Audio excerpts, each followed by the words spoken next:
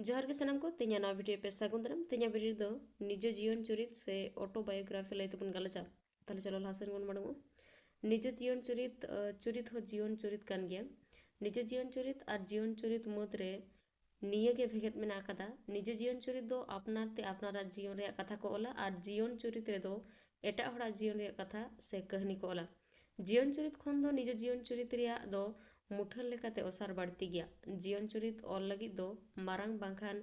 एसेरमान से प्रभावशाली हड़ हुई लगती कना तबे एनांग मिटांग हड़ा जीवन चरित को ओला मेनखान निज जीवन चरित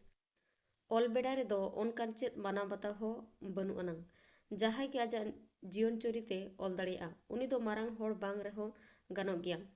एसेरमान हड़ बांग रहो गानो गया ओना लेकाते को मेन कदा निज जीवन चरित ऑल रिया टोठा दो ओसार गया निज जीवन चरित रे दो घटन करे हड़ा पतियो बढ़ती तहेना चेदा से जहां हड़े नेला कदा से बुझेव कदा उनी गे आजते ओना कथाय ललई कना मेनखान नवा हो नेला कना आपनार ते मिद हड़े ऑल खान जहां तिन लगतियाना गे हुई होचन आज दुसी लेखा लेखा खान ओना दोई उकु दोहया आर सामांग रे बाय सदरा ओना इया तेगे निज जीवन चरित रेन अनलिया को दो एड़े अनलिया होको मेना कावत को चेदा बांगमा हड़ नोंका को मनेया आज नामडाक लेका ना दोय सदरेदा और हनुक लेकाना को दोय दापाल दोहो काग कना एनहो पतिव रे कथा दो निज जीवन चरित रे बढ़ती मेना कदा निज जीवन चरित रे दो मारे कथा मेता में अनलिया जहा अक्तो बारते रे कथा को साब राकाबेदा ओना को दो अडी खटी और सरी कथा को तहेना उनी दो आजा अक्ते रे नागाम गे आजा मेते नेल कते अनुमान कते पापढ़ा को सामंग रे चितर लेकाय सदरा नौका कते अडिगान नागाम रे सरी कथा बाडाय ᱧᱟᱢᱟᱠᱟᱱᱟ सांघारिया ह्यूएन सांग निज जीवन चरित खन नालंदा जेगेत बिद्दागाड़ और उन अक्तो रे भारत रे चितर आबो बोन बाडाय ᱧᱟᱢᱟᱠᱟᱫᱟ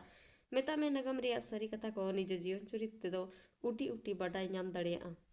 सानताड़ी सावहेद मुरई रे दो निज जीवन चरित रे पोतब को दो अडी महारोग गया एनहो मिद बार दो मेना गया आदित्य मंडी आजा जीवन चरित मिद अनोढ़िया जीवन रे ओल अकादा और श्याम सुंदर टुडू दो आजा जीवन चरित टुडू कोड़ा रुसिकाय रे ओल अकादा वीडियो तो नोडी के मुचादेना वीडियो मुचादे बेញलगे सानम को गे साय साय सरहाव नेक्स्ट यार हम वीडियो ते सेटर थिन रोडगे मुचादे सानम को सगुन जोहार।